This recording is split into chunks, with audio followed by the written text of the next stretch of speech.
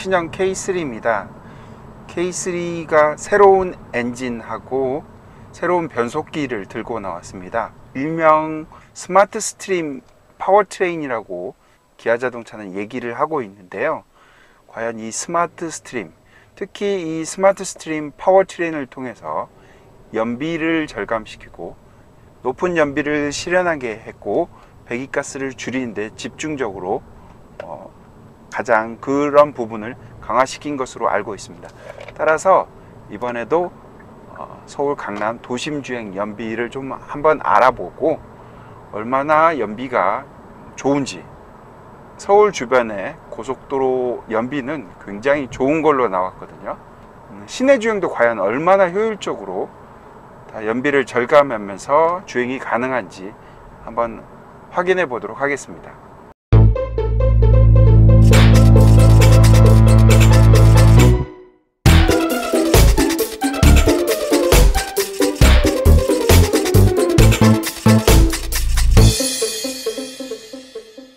외곽순환도로 타고 송파 IC까지 주행해 봤습니다. 스마트 크루즈 컨트롤하고 레인캡 어시스트를 이용을 하면은 거의 반자율 주행에 가깝게 아주 편하게, 발목이 편안하게 주행이 가능해 보입니다. 연비는 21.7 정도가 나왔습니다. 굉장히 좋은 연비인데요. 네, 늘상 하던 대로 강남 하겨울역 부근에 와 있습니다. 오늘 좀 날씨가 더워서 에어컨은 좀 동작하도록 하겠습니다. 신형 K3의 드라이브 모드가 나눠지거든요. 스마트, 에코, 컴포트 이렇게 되는데요. 스포츠 모드도 가능한데요. 에코 모드로 주행하도록 하겠습니다. 출발하겠습니다.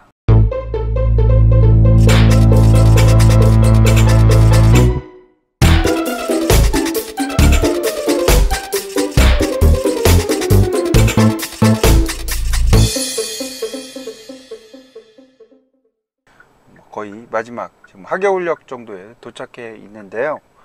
다른 때보다 교통 혼잡도가 좀 덜해서 상대적으로 한 10분 정도 더 빨리 도착한 것 같습니다. 동일한 코스 보통 주행하면은 50분 정도 걸렸는데요.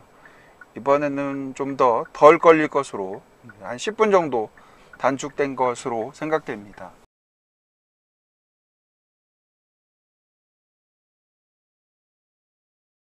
네, 출발 지점에 다시 도착했고 15.5km 주행했네요.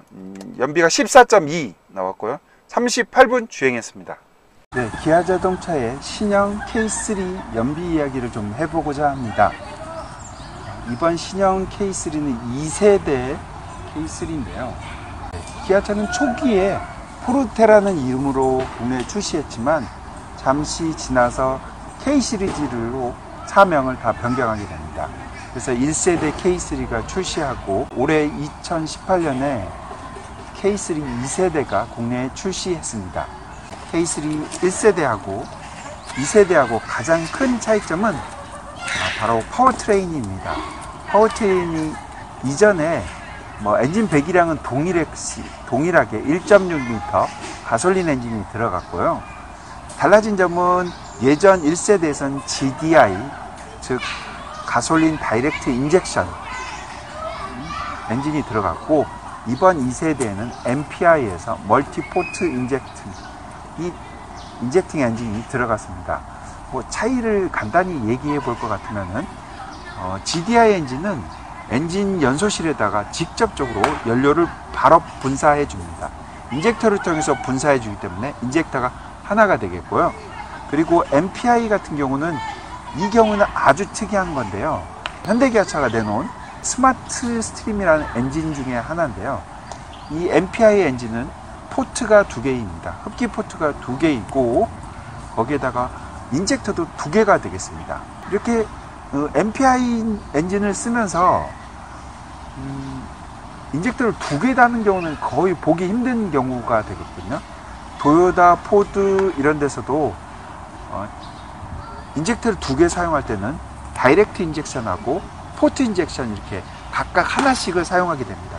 하지만 이 현대에서 내놓은 스마트 스트림 1.6 가솔린 엔진 같은 경우에는 인젝터를 2개나 포트 인젝트 방식으로 사용했습니다. 즉 연소 실내에다 직접 분사하는 게 아니고요, 흡기가, 그러니까 공기가 들어가는 흡기 포트 그 사이에다 인젝터를 직접 2개를 간격을 두고서 분사를 시키는 겁니다. 흡기 포트 하나는 그 흡기 밸브 쪽에 가까운 쪽 위치해 있고요, 다른 포트 하나는 흡기 밸브 상당히 먼 곳에 위치해서 큰 로드, 갑자기 엑셀을 강하게 밟던가 큰 출력을 필요하게 될 때는 흡기 밸브가 열리기 전에 미리 가까운 포트 쪽에서 연료를 분사하게 되고, 그리고 나중에 흡기 밸브가 열렸을 때 먼 곳에 있는 인젝터에서 2개를 분사시켜서 어느 정도 그 연료하고 공기가 잘 섞이도록 만들어주는, 따라서 효율을 증가시키면서 배기가스도 줄이는 방식을 선택한 방식입니다. 제가 알고 있기로는 2014년에 현대기아차가 이 부분에서 2개의 인젝터를 사용하는 멀티포트 방식에 대해서 특허를 낸 걸로 알고 있습니다. 그런 특별한 점이 있고요. 또 다른 특별한 점 하나는 트랜스미션, 변속기인데요. 변속기가 기아자동차에는 IBT라고 하는데요, CBT 변속기가 들어갔습니다. CBT 변속기는 기어비를 갖다가 촘촘하게, 기어비 변화가 속도에 올라감에 따라서 아주 기어비 차이가 적기 때문에 연료 효율이 좋다고 할 수 있겠습니다. 이런 CBT 방식을 가장 많이 사용하는 데가 닛산이라고 들 수 있겠는데요, 국내에 르노, 삼성에서 QM6를 출시할 때도 CBT 방식의 트랜스미션을 사용했습니다. 기존 같은 경우는 이제 벨트식으로 되어 있는데, 벨트식이 아닌 이제 체인으로 바뀌었습니다. 이제 슬립이 일어나는 것을 갖다가 방지하면서 이제 저속 토크를, 강한 토크, 하이 토크용에 대응할 수 있는 CBT라고 들 수 있겠습니다. 그러니까 6단 자동 변속기는 1단에서 급격하게 올라갔다가 출력이 또 떨어졌다가 또 상승하고 계단 형태로 해서 많은 에너지 손실이 있습니다. 반면에 CBT 변속기는 기어비를 촘촘하게 하면서 일직선으로 선형적인 느낌을 가지는 가속력을 보여줍니다. 따라서 실제로 주행을 해봐도 가속력이 6단 자동 변속기, 1세대 6단 자동 변속기에 비해서 뒤지지 않습니다. 거의 비슷하거나 좀 더 빠른 제로백 성능을 보여주고 있습니다. 자동 변속기처럼 RPM이 왔다 갔다 하는 식으로 약간 변형을 가했기 때문에 그런 느낌도, 자동 변속기라는 느낌도 받을 수 있겠습니다. 좀 이야기가 길어졌는데요, 이 정도로 엔진 얘기나 변속기, 파워트레인 얘기를 마무리하고요. 도심 연비를 방금 주행해보고 강릉에 왔는데요, 일반적인 주행거리보다 동일한 코스를 주행했는데 약 10분 정도 소요시간이 적었습니다. 아무래도 오늘 교통 혼잡도가 적었기 때문에. 그래서 결과는 한 14.2km 리터당 나오는 결과가 나왔고요. 반면에 서울 주변에 고속주행, 올림픽대로 그리고 외곽순환도로를 주행을 해봤는데요, 굉장히 놀라운 연비가 나왔습니다. 21km가 훌쩍 뛰어넘는 연비가 나왔습니다. 전체적으로 도심 연비하고 고속주행 연비를 감안해 봤을 때 신형 K3 2세대 모델 같은 경우에는 일반적으로 연비 때문에 디젤차를 찾고자 하는 고객이 있다면 이런 수요를, 디젤차의 수요를 대체할 수 있을 거라고 생각합니다. 고속주행 연비는 하이브리드 이상 아니면 비슷하게 연비가 측정되고 있지만은 시내 주행 연비는 아무래도 하이브리드보다는 좀 더 떨어지는 연비를 보여주고 있습니다.